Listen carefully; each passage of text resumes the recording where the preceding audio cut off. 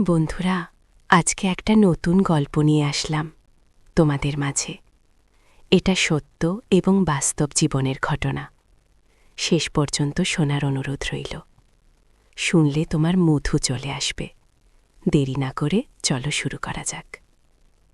গভীর রাতে ঘুম থেকে উঠে আমি দাদার রুমের জানালা দিয়ে দেখতে পেলাম দাদা আমার সাথে কেমন জানি অদ্ভুত আচরণ করছে। মায়ের সাথে দাদার এরকম আচরণ দেখে আমার চোখ কপালে উঠে গেল। মনে মনে ভাবলাম, মা দাদার সাথে এসব কি করছে? আর একটু লজ্জা করে না? বিষয়টা ভাবতেই আমার মাথা ঘুরে যাচ্ছে। একটু পর আমি দেখতে পেলাম মা যেন কিসের নেশায় পাগল হয়ে বলছে, শ্বশুর মশাই, আমার আকাশে এখন প্রবল বেগে ঘূর্ণিঝড় বয়ে যাচ্ছে। আপনি আমাকে একটু শান্ত করেন, আমার আর সহন হচ্ছে না। তারপর মায়ের কথা শুনে আমার দাদাও যেন পাগলের মতো মায়ের ঘূর্ণিঝড় থামানোর জন্য যা করল, তা শুনলে বন্ধুরা তোমাদের মাথা ঘুরে যাবে। বন্ধুরা, গল্পটি অনেক ইন্টারেস্টিং।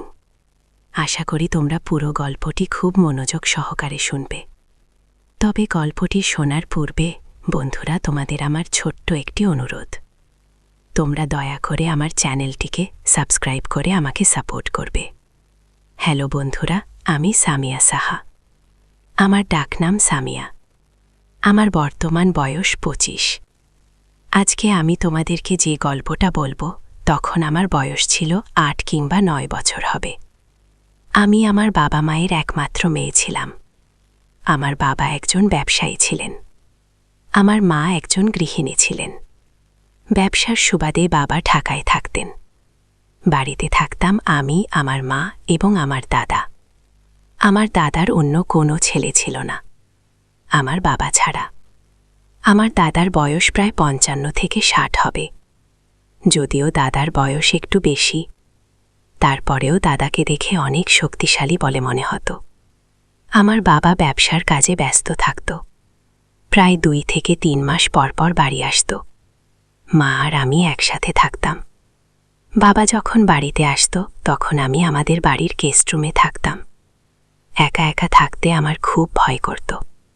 তারপরেও অনেক কষ্ট করে থাকতাম। আর মনকে সান্ত্বনা দিতাম এই বলে যে বাবা তো 2 দিন থেকেই চলে যাবে, তারপর তো আমি মায়ের কাছে থাকব। এইভাবে বন্ধুরা বাবা যখনই আসত তখনই আমি গেস্টরুমে রাতে থাকতাম। আর বাবা মা একসাথে থাকত। আমাদের বাড়ির গেস্টরুম ছিল আমার বাবা মায়ের রুমের পাশের রুমে, আর দাদার রুমটা ছিল এর পরের রুমটা। আমাদের ঘরের মোট রুম ছিল 3টা। তারপর বন্ধুরা বাবা 2 দিন থেকেই চলে গেল।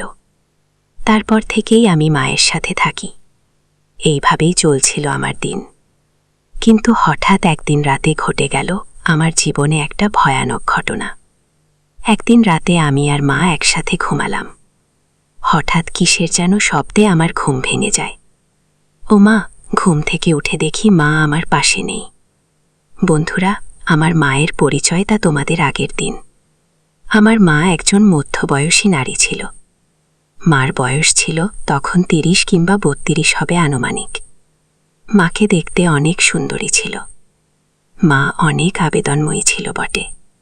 আমি আর মা যখন টিভি দেখতাম তখন মা শুধু রোম্যান্টিক ছবি দেখত। মার ইংলিশ ছবির প্রতি একটা অন্যরকম টান ছিল। যাই হোক বন্ধুরা, বলছিলাম, গভীর রাতেই ঘুম থেকে উঠে দেখি মা বিছানায় নেই। আমি তখন অবাক হয়ে গেলাম আর মা মা বলে কাঁদতে লাগলাম। তখন হঠাৎ মা কোথা থেকে যেন দৌড়ে আসলো। কিন্তু মা যখন দৌড়ে আমার এখানে আসো তখন আমি লক্ষ্য করলাম মা কেমন যেন হাঁপাচ্ছে আর ঘামছে, আর মাকে খুব অস্থির অস্থির লাগছে। আমি বললাম, মা তুমি কোথায় গিয়েছিলে, আমাকে একা রুমে রেখে? মা বলল, মা সামিয়া, এই তো আমি একটু ওয়াশরুমে গিয়েছিলাম। আমি বললাম, ও আচ্ছা মা, এরপর থেকে ওয়াশরুমে গেলে আমাকে নিয়ে যাবে। মা বলল, ঠিক আছে সামিয়া। তারপরের দিন আমি আর মা একসাথে ঘুমালাম। কিন্তু রাত যখন গভীর হলো তখন আবার আমার ঘুম ভেঙে যায়।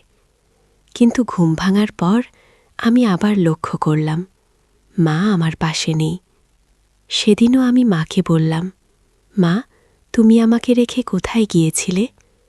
তখন মা আমাকে বলল, মাসা মিয়া, আমি ওয়াশরুমে গিয়েছিলাম। তারপর আমি মাকে বললাম, তোমাকে না আমি বললাম রাতে ওয়াশরুমে গেলে আমাকে নিয়ে যেতে? ও বন্ধুরা, তোমাদেরকে তো আর একটা কথা বলা হয়নি। আমরা গ্রামে থাকতাম। ওয়াশরুমটা আমাদের মূল ঘরের বাইরে ছিল, অর্থাৎ আমাদের বাড়ির পিছনে ছিল। তো যাই হোক বন্ধুরা, তারপর আমি মাকে বললাম, তোমাকে না বলেছিলাম ওয়াশরুমে গেলে আমাকে নিয়ে যেতে? আমার কথা শুনে মা একেবারে চুপ হয়ে থাকত। পরের দিনও বন্ধুরা একই অবস্থা। তারপর মা যখন রুমে আসত, তখনই মাকে একেবারেই এলোমেলো অবস্থায় দেখা যেত। মাকে সত্য বলেও আমি কোনো কিছুই করতে পারি নাই। বন্ধুরা, তখন আমার বয়স ছিল মাত্র ৮ বছর। খুব একটা বেশি বুঝতামও না। তারপরও আমি চিন্তা করলাম, মা প্রতিদিন কোথায় যায়, কি করে? আমাকে বিশ্বাস খুব ভালো করে জানতে হবে, বুঝতে হবে। আমি কোনো কিছু বললে মা কোনো উত্তর দেয় না কেন? বিষয়টা নিয়ে অনেক চিন্তায় পড়ে গেলাম আমি। মাঝে মাঝে মনে হয়েছিল আমি বাবার কাছে বিশ্বাস করি। তারপর ভাবলাম, না, যদি বাবার কাছে শেয়ার করি তাহলে হয়তো মা আমাকে বকা দিবে। তাই চিন্তা করলাম, যেভাবে হোক আমাকে রহস্য খুঁজে বের করতে হবে। মা প্রতিদিন কোথায় যায়, কি করে, তা আমাকে জানতেই হবে। এভাবে প্রায় ১ মাসের মতো আমি বিশ্বাসের সাথে লক্ষ্য করলাম, আর এর রহস্য খুঁজে বের করার জন্য চেষ্টা করলাম। কিন্তু আমি কোনোভাবেই এর রহস্য খুঁজে বের করতে পারছিলাম না। একদিন আমি চিন্তা করলাম, আজকে আর ঘুমাবো না। আজকে আমি ঘুমের ভান করে পড়ে থাকব। দেখ মা কোথায় যায়। যদি আমার ঘুম বেশে, তারপরে আমাকে কষ্ট করে হলেও এর রহস্য খুঁজে বের করতে হবে। পরের দিন আমি আর মা একসাথে ঘুমালাম। আমি ঘুমের ভান ধরে রইলাম। রাত যখন গভীর হল, তখন আমি লক্ষ্য করলাম মা আমাকে যাচাই করছে আমি ঘুমিয়েছি কিনা। আমিও খুব ভালো করে ঘুমের অভিনয় করলাম। তারপর দেখি মা আস্তে আস্তে করে দরজা খুলে বের হয়ে যাচ্ছে। আমিও খুব আস্তে আস্তে করে উঠলাম। উঠে আমার পেছনে পেছনে যাওয়া শুরু করলাম। কিন্তু আমি রুম থেকে বের হতে না হতেই আর মাকে খুঁজে পেলাম না। মা কোথায় যেন চলে গেল। বিষয়টা আমার কাছে খুব বিস্ময়ের মতো মনে হলো। সেদিন রাতে ওয়াশরুমে, আমাদের বাড়ির প্রায় সকল জায়গায় খুঁজলাম, কিন্তু কোথাও মাকে খুঁজে পেলাম না। তারপর আমি আমার বিছানায় এসে ঘুমের ভান করে পড়ে রইলাম। ঘণ্টা ৩ পরে আমি লক্ষ্য করলাম কোথা থেকে যেন মা হাতি এসেছে। আমি সেদিন আর কিছু বলিনি, ঘুমের ভান করে পড়ে রইলাম। ভাবলাম, আজকে যেহেতু চলে গেছে, কালকে বিশ্বাসটা রহস্য খুঁজে বের করা যায় কিনা। পরের দিন আবারও মা রাতের অন্ধকারে, যখন গভীর রাত হলো, তখন আমি অনুভব করলাম মা আস্তে আস্তে উঠে দরজা খুলছে। আমিও খুব দ্রুত গতিতে উঠে মায়ের পেছন পেছন গেলাম। মায়ের পেছন পেছন গিয়ে আমি খুব অবাক হয়ে গেলাম। দেখলাম মা দাদার রুমে গিয়ে ঢুকছে। আমি খুব হতবাক হয়ে যান, আর চেষ্টা করলাম এত রাতে মা দাদার রুমে কি করে। আমি দাদার রুমের দরজার পাশে গিয়ে চুপ করে দাঁড়িয়ে রইলাম। একটু পর আমি শুনতে পেলাম দাদা মা বলতে লাগলো, আমার জান পাখি, তোমার আজকে আসতে এত দেরি হলো কেন? তুমি জানো না, তুমি দেরি করে আসলে আমার খুব কষ্ট হয়। মা দাদাকে বলল, লক্ষ্মী, আমার রাগ করো না। দেখো না, এই মেয়েটাকে তো আমার প্রতিদিন ঘুম পাড়িয়ে তুই আসতে হয়, বোঝো না কেন জানো? তারপরও আমি দরজার পাশে দাঁড়িয়ে রইলাম। কিছুক্ষণ পর আমি বাহির থেকে অনুভব করলাম দাদা আর মা একসাথে শুয়ে কি যেন করছে। তার শব্দ পরিষ্কার আমার কানে ভেসে আসছে। শব্দটা কেমন যেন অদ্ভুত অদ্ভুত লাগছে। বন্ধুরা, তখন তো আমার বয়স কম ছিল, তাই শব্দের মর্মটা বুঝতে পারি নাই। এখন বুঝতে পারছি এই শব্দের মর্মটা। শব্দটা দুটি প্রাণের অন্তিম মুহূর্তের অজানা সুখের। যাই হোক বন্ধুরা, সেদিন আমার মনে খুব কৌতূহল জেগেছিল যে আমার 7 বছর বয়সী দাদার সাথে আমার মা কি করে তা আমাকে নিজের চোখে দেখতে হবে। তারপর বন্ধুরা অনেক চেষ্টা করেছিলাম ভিতরে কি হয় জানার, কিন্তু কোনো উপায় পাচ্ছিলাম না। অবশেষে দাদার রুমের জানালার একপাশ দিয়ে দেখার একটি সুযোগ পেয়েছিলাম। দেখলাম মা দাদার সাথে কেমন যেন এক অদ্ভুত আচরণে মগ্ন। দাদা আমার সাথে কেমন যেন এক অদ্ভুত আচরণে মগ্ন। আমার কাছে মনে হয়েছিল তারা যেন কোনো এক সুখের আশায় অজানা কোনো রাজ্যে বিভিন্ন রকম শান্তির খোঁজে ভাসছে। একটু পর আমি দেখতে পেলাম মা যেন কিসের নেশায় পাগল হয়ে বলছে, শ্বশুর মশাই, আমার আকাশে এখন প্রবল বেগে ঘূর্ণিঝড় বয়ে যাচ্ছে, আপনি আমাকে একটু শান্তি করেন। আর শনি হচ্ছে না। তারপর মায়ের কথা শুনে আমার দাদাও যেন পাগলের মতো মায়ের ঘূর্ণিঝড় থামানোর চেষ্টা করছে। আর এদিকে মাঘে একেবারে ছানা বড়া হয়ে গেছে। আর অপরদিকে দাদা আমার ঘূর্ণিঝড় থামানোর জন্য প্রাণপণে চেষ্টা করে যাচ্ছে। দাদা এবং মায়ের এরকম অবস্থা দেখে আমার কাজ মনে হয়েছিল যেন আমার পায়ের নিচ থেকে মাটি সরে যাওয়ার অবস্থা হলো। ঘটনাটা দেখার পর আমি কাঁদতে কাঁদতে আমার রুমে চলে আসি।